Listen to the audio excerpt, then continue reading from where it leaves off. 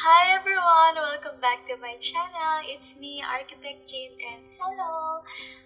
For today's look, I will be doing this fall makeup look or tawag din dito is autumn makeup look. Also ito this year. So I just want to create this look. It's very fall vibes and also I really love or I'm really obsessed on how everything turned out. Ang ganda niya, yun, parang perfect talaga siya for holiday season. If you love my look today, please do like this video, share mo na rin sa mga friends mo, and also click the subscribe button if you haven't already yet. And also tap the notification bell so that you can get notified every time I upload new videos and new content for you guys. So if you want to know how I created this look, then continue watching.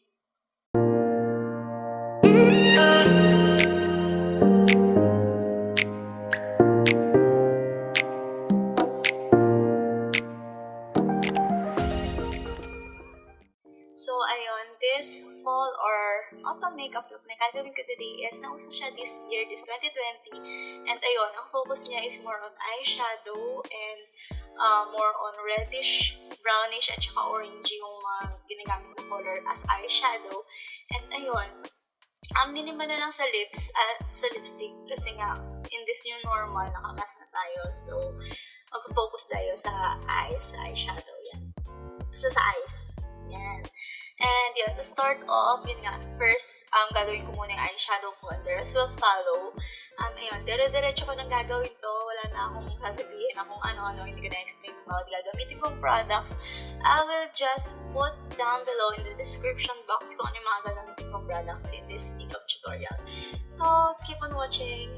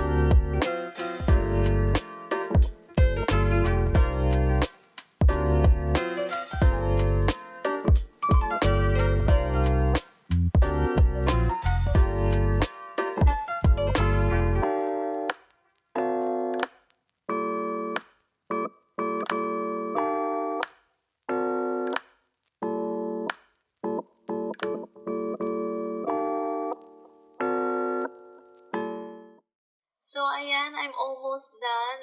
I-finalize ko lang yung makeup look ko and then I'll be back.